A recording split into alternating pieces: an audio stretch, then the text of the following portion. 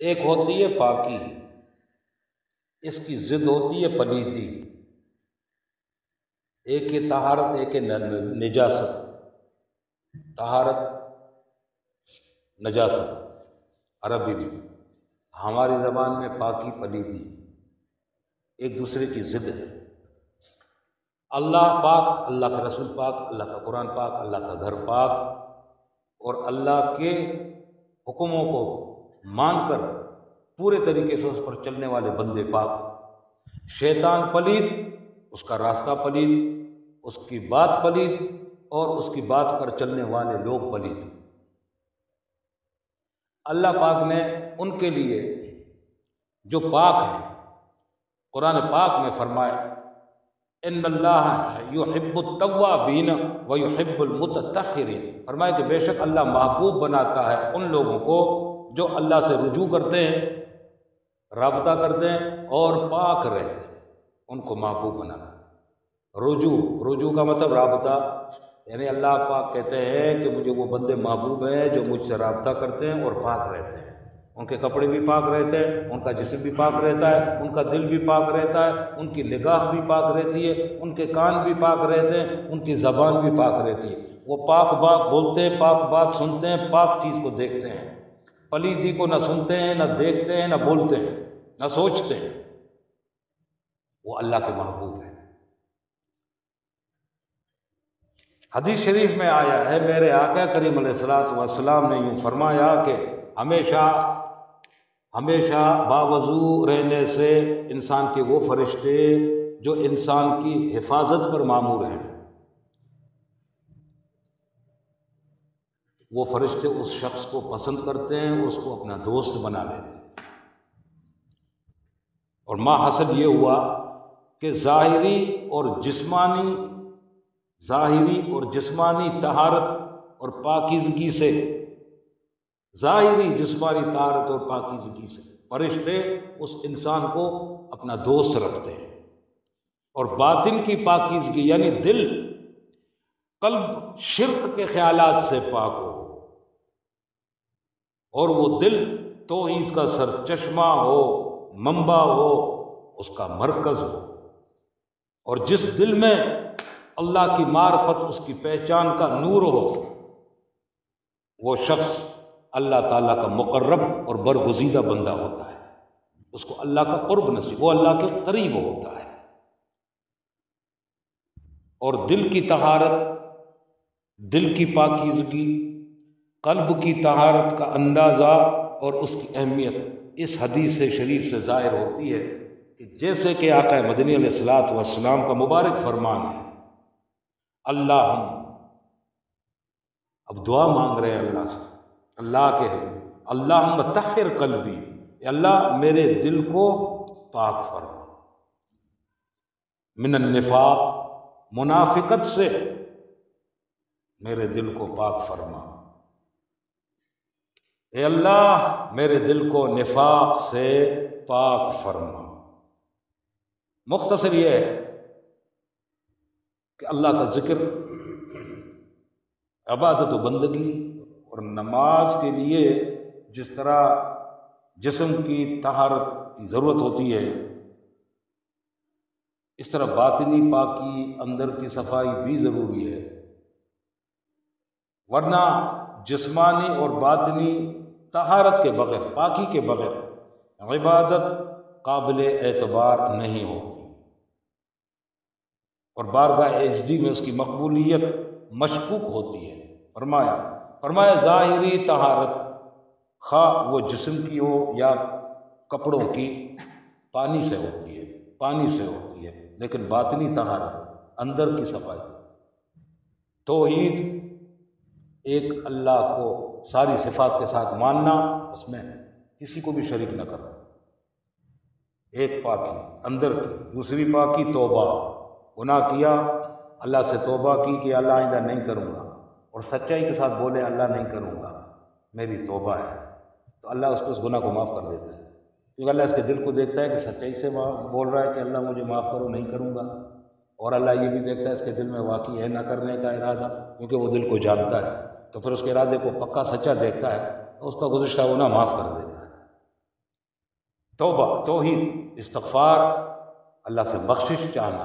مغفرت چاہنا، اور پھر رجوع اللہ، اللہ کی طرف دل کا، دھیان کا، سوچ کا، فکر کا لگا لینا، اس سے اندر کو پاکی ملتی ہے، اس سے اندر کا وضو ہوتا ہے۔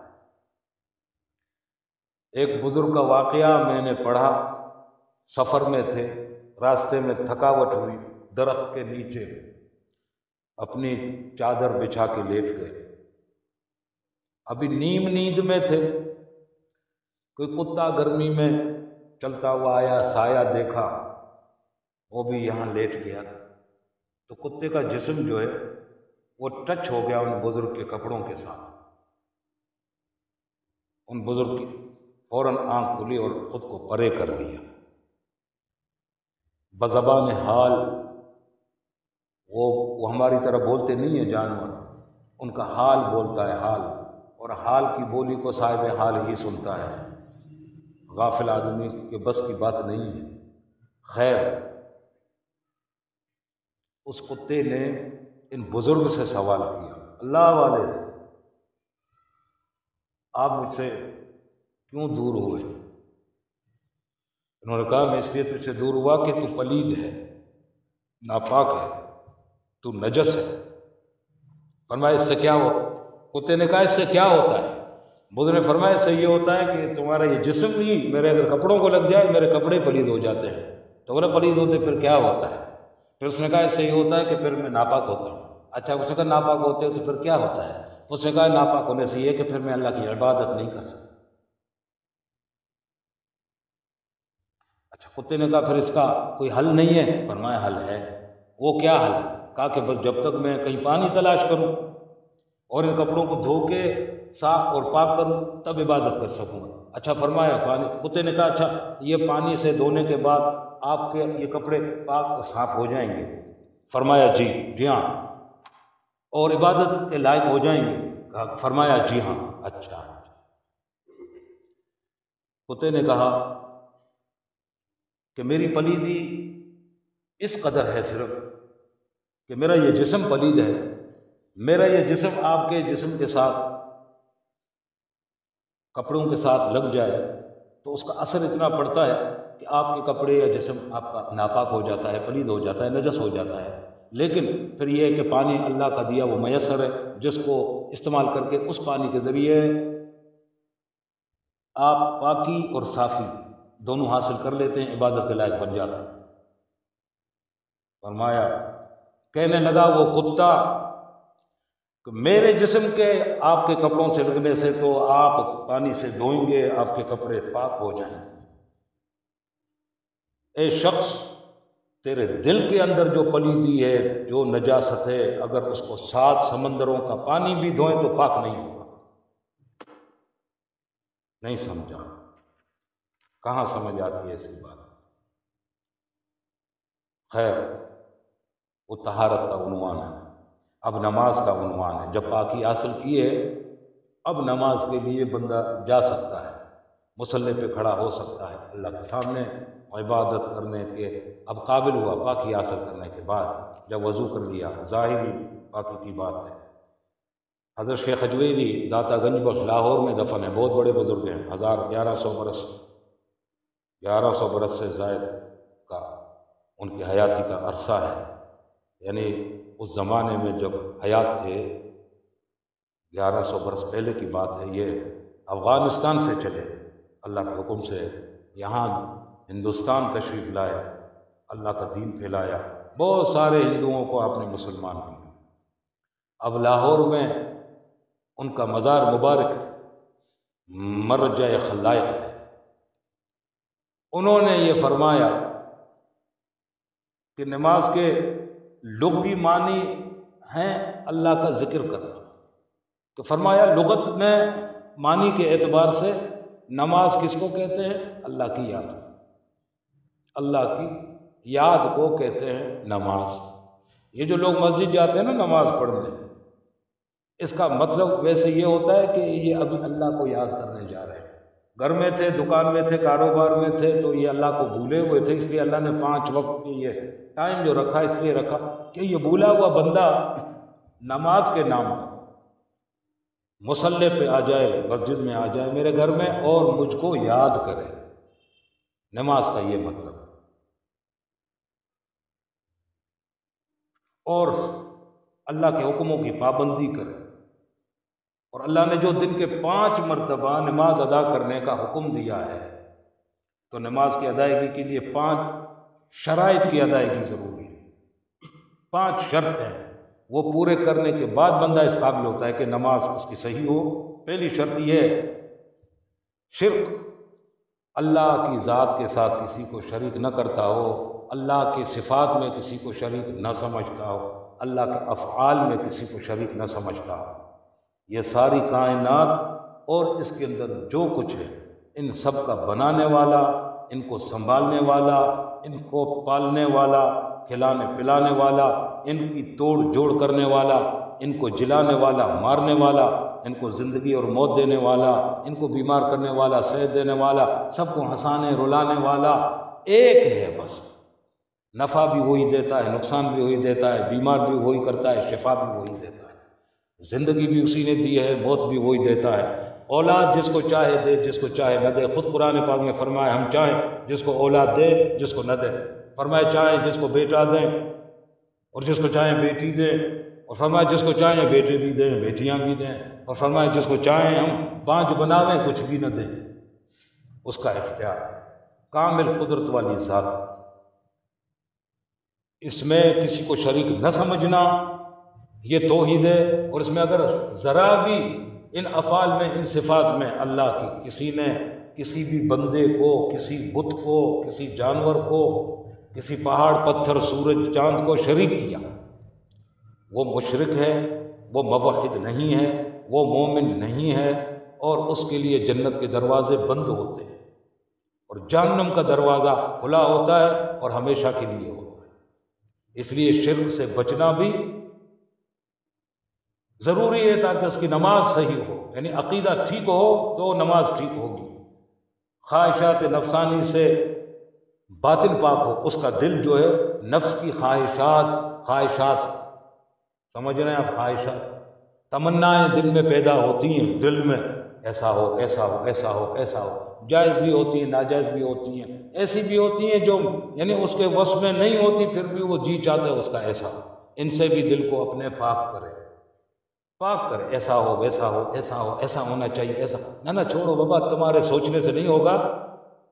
رب نے جو تم کو پیدا کیا پہلے لکھ لیا کہ اس کی زندگی ایسی ہوگی، موت ایسی ہوگی، ایسی بیماری ہوگی، یہاں شادی ہوگی، اتنے بچے ہوں گے، اتنی بچیاں ہوں گی، اتنی لمبی زندگی گزارے گا، اس بیماری میں ہوگا، اس طرح اس جگہ پر اتنے بجے یہ مرے گا، سب طے شدہ ہے، تیرے سوچنے سے کچھ نہیں ہونے کا، تو اپنی سوچ کو اللہ کی یاد میں لگا، تو یہ ہو گیا کہ خواہشات سے پاک ہو گئے۔ جسم کے کپڑے بھی پاک ہوں، خاص خیال، راہ چلتے کبھی چھینٹیں پڑتی ہیں، نالی کی، گٹر کی، کوئی چیز پڑتا ہے تو اہتمام رکھے ان کی صفائی کا، اور جس جگہ نماز ادا کرے وہ جگہ بھی پاک ہو، اور پھر منہ قبلہ کی طرف ہو، یہ بھی ضروری ہے، یہ نہیں ہے کہ شمال کی طرف، مشرق کی طرف، جنوب کی طرف منہ کر کے نماز پڑھتا ہے، نہ، منہ ادھر کرے جہاں قبلہ ہے، قبلہ وہاں ہے جہاں خدا کا گھر ہے، اس کو خانہ کعبہ کہتے ہیں، ادھر منہ، ہائے ہائے ہائے۔ پھر مخدوم علی حجویری داتا گنج بخش رحمت اللہ علیہ فرماتے ہیں کہ جس طرف لوگ منہ کر کے نماز ادا کرتے ہیں وہ خانہ کعبہ ہے، ظاہری قبلہ جس کی طرف منہ کر کے لوگ نماز پڑھتے ہیں وہ خانہ کعبہ ہے، لیکن اندر کا قبلہ، باطن کا قبلہ، دل کا قبلہ عرش مولا ہے۔ پھر یہ ہے کہ نمازی وہ ہے کہ جس کا جسم مغرب کی طرف ہو، جسم کا منہ، اور جس کے دل کا منہ عرش مولا کی طرف لگا ہوا، اب نماز میں کھڑا ہے، سبحان اللہ۔ ایسا دیکھو ہم لوگوں کا ایسا ہے ہی نہیں، نہ ہم کو آج تک کسی ملا نے یہ بات سکھائی، نہ اس کا احساس دلایا ہے، شاید اس کو خود بھی اس کی کوئی خبر نہ ہو۔ عرش معلا جس سے مشاہدہ حق مقصود ہے، یعنی اس طرح تو عرش پر لگ جا، اپنی نگاہ کو ٹکا دے، دل کی آنکھ کو، تصور کی آنکھ کو، کہ کرتے کرتے کرتے تیری اس تڑپ، اس پیاس، اس دیکھ، اس دید کی طلب کو دیکھ کر اللہ ہو سکتا ہے اپنے انوار کی تجلی تجھے دکھا دے۔ بعضوں کو اللہ نے نصیب کیا ہے ہمارے ساتھیوں میں، کتنے میں؟ 20 میں ایک، وہ پرانوں میں نہیں، نیوں کو، اس لیے کہ ان کے اندر اللہ نے صفائی رکھی، اللہ ان کو اور صاف رکھے، اور ان کی صفائی کی اللہ پاک حفاظت فرمائے۔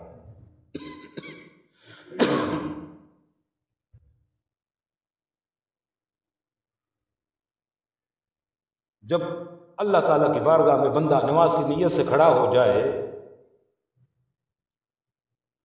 تو خالص اللہ کے واسطے نیت ضروری ہے، یعنی یہ نماز جو میں پڑھتا ہوں بس اللہ کے لیے پڑھتا ہوں، اس میں کوئی میرا مطلب نہیں ہے۔ بعض ایسے ہوتے ہیں بے نمازی ہیں، مصیبت آتی ہے اللہ یاد آتا ہے، مسجد تک دوڑتے ہیں۔ ہم نے بعض اسٹوڈنٹس کو دیکھا نماز نہیں پڑھتے، امتحان قریب ہے مسجد میں نظر آتا ہے، یہ مطلب ہی ہے، ایسی نماز اللہ کو پسند نہیں ہے۔ اللہ کو تو وہ نماز پسند ہے بندہ اللہ کے لیے اللہ کی نماز پڑھے، اس میں کوئی مطلب نہیں ہو، کوئی مطلب نہیں ہو۔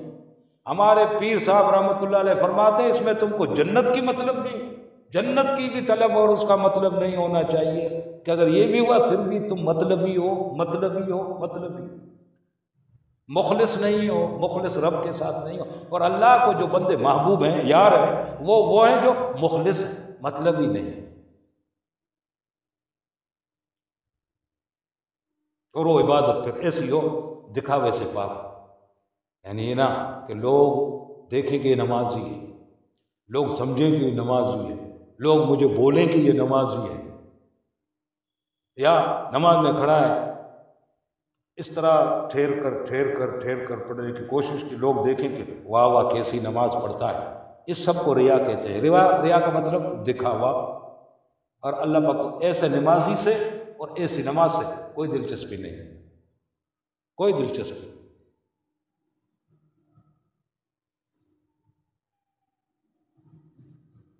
پھر تکبیر، اب جا کے اللہ اکبر بولے بھائی، جب ساری فضا بنا دی ہے، اخلاص قائم ہے، رضا اللہ کے لیے ہے، اور ظاہر جسم کپڑے پاک ہیں، منہ قبلہ کی طرف ہے، اور دل کا قبلہ عرش معلا بنا ہوا ہے، اور مخلص ہے، کوئی مطلب نہیں ہے، یہ سارا میدان بن گیا ہے۔ اب کہتا ہے اللہ اکبر، اللہ سب سے بڑا ہے، ہاتھ اٹھا کر اس کی کبریائی، اس کی بڑائی کا اعتراف کر کے گردن جھکا کے ہاتھوں کو باندھ کے نماز میں ڈوب جاتا ہے، نماز میں ڈوب جاتا ہے۔ ایسے ہی جیسے ہم آپ ہاتھ باندھ کر دنیا میں ڈوب جاتے ہیں، اس طرح اللہ کے جو محبوب اور مقرب بندے ہیں وہ نماز میں اللہ میں ڈوب جاتے ہیں، جس طرح ہم دنیا میں بازار میں ڈوب جاتے ہیں خیالوں کے ساتھ، وہ اللہ کے ولی خیالوں میں، نماز میں اللہ میں ڈوب جاتے ہیں۔ تو یوں فرمایا کہ پھر تکبیر کے بعد قیام کھڑا ہے، محل وصل میں ہے، یعنی کہاں ہے؟ رب کی ملاقات میں کھڑا ہے۔ اور یہاں کیا ہے؟ قرت، نہایت آہستہ آہستہ ترتیب، اور ترتیب کے ساتھ کرے۔